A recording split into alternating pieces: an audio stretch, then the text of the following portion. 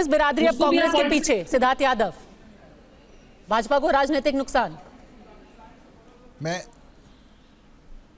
देखिए पद्मजा जी, पहले तो मैं आपके शो पर एक फैक्ट बता दूं, ये क्यों नहीं कांग्रेस पार्टी बताने का काम करती और क्यों नहीं दीपेंद्र हुड्डा बताने का काम करते कि 2012 से लेकर के 2022 तक दीपेंद्र हुड्डा हरियाणा कुश्ती संघ के स्वयं अध्यक्ष थे। वो हरियाणा रेसलिंग फेडरेशन, जिसके तहत विनेश फोगाट वहां पे खिलाड़ी थी, पार्टिसिपेट क्या करती थी विभिन्न कॉम्पिटिशन्स में, वो उसके खुद अध्यक्ष थे।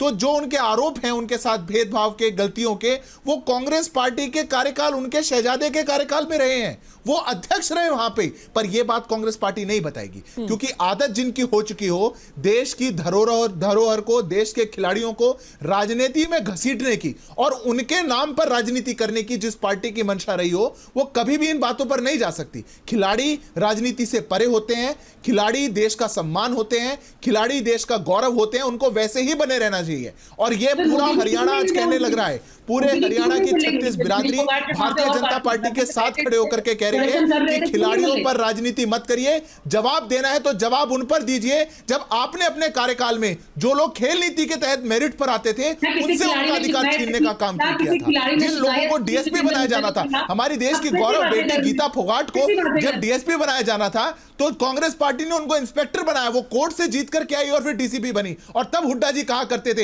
इंस्पेक्टर बना दिया, ये कम है क्या? जब ऐसी किसी पार्टी की मानसिकता हो, जब ऐसी किसी पार्टी खिलाड़ियों को लेकर के, क्योंकि विनेश फोगाट राहुल गांधी से मिली, ये खिलाड़ियों के साथ कार्यकाल में ऐसा हुआ, इस पर भी कांग्रेस पार्टी को मुंह खोलना। खिलाड़ियों के साथ राजनीति हो रही है, मतलब आप ऐसा क्यों कह रहे हैं? किस तरह से राजनीति हो रही है खिलाड़ियों के साथ?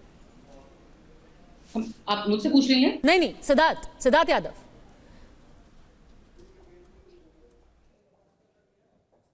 किस तरीके की राजनीति हो रही है? ठीक है करण वर्मा, अगर हम इसको कहते हैं बिग पिक्चर देखें तो भारतीय जनता पार्टी इस वक्त कमजोर क्या नजर आ रही है हरियाणा में? ऐसा हम क्यों कह रहे हैं?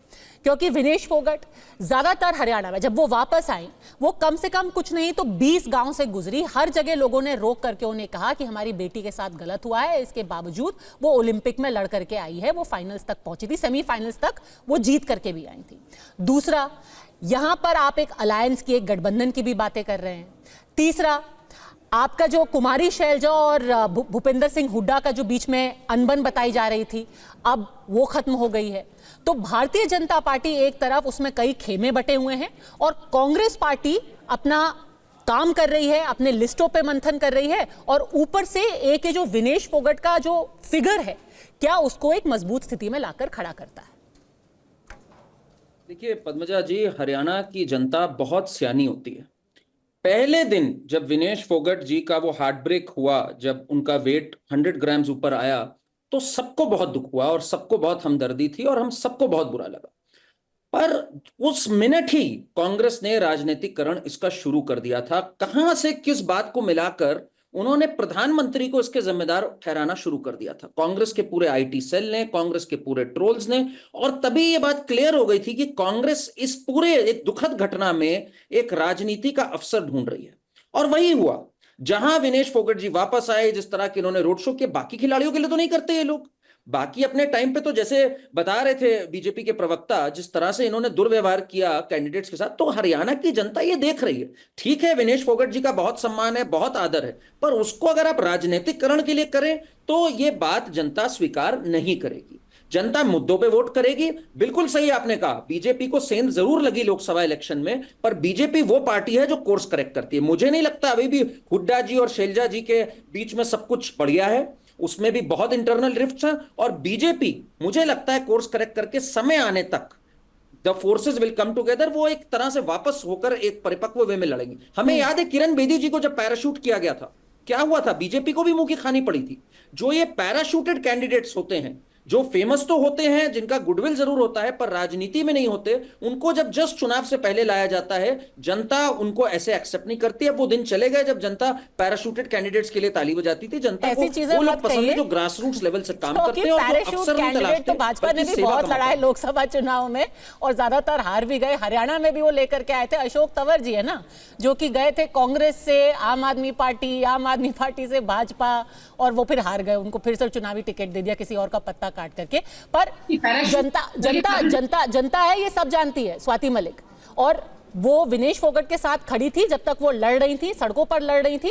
अब वो राजनेता हैं और सिर्फ को उनको उस तरीके से देखा जाएगा, वोट नहीं ला पाएंगे। देखिए, अभी तो ये अनाउंस भी नहीं हुआ है कि वो इलेक्शन लड़ रही है कांग्रेस की तरफ से, और फिर भी बीजेपी और उनके जितने भी सपोर्टर्स हो उसमें इतनी खलबली मच गई है। अभी ये कहीं डिक्लेयर नहीं हुआ, ऑफिशियली किसी ने नहीं बताया, आपके सूत्रों ने बताया है, लेकिन ऑफिशियली कहीं अभी ये नहीं आया है कि विनेश फोगाट कांग्रेस की तरफ से इलेक्शन लड़ रही हैं या नहीं लड़ रही हैं। नो एडमिशन, नो डिनायल, कुछ नहीं आया है। लेकिन सिर्फ एक ये सुनकर, इतना सा ही सुनकर, उनकी मुलाकात की तस्वीरें देख के जो बीजेपी में हट हुई है कि अरे हम तो वैसे ही पांच सीटें गिर गए थे, और हाँ हम अपना कोर्स करेक्शन करेंगे, लेकिन उस कोर्स में तो अब विनेश फोगाट भी शायद नजर आ रहे हैं। तो वो इतनी हड़बड़ाहट है। 6 महीने इलेक्शन से 6 महीने पहले वो अपना चीफ मिनिस्टर बदलते हैं। क्यों बदला उन्होंने चीफ मिनिस्टर को 6 महीने पहले? बताइए, क्या वो हरियाणा की जनता वो नहीं देखेगी? इसी को कोर्स करेक्शन कहते हैं मैम, सब मैंने देख यही रही बात है, बोली, और सब इसी को कोर्स करेक्शन कहते हैं। Absolutely, you call it course correction, or you call it trying to cover up the, just because elections are coming, election आने वाले हैं और जनता को किसी तरह बेला फुसला करके, देखिए हमने तो सीएम भी बदल दिया। क्या पुराना सीएम इतना खराब था तो एमपी का टिकट क्यों दिया आपने? फिर वहां से क्यों उनको कैंडिडेट का टिकट दिया?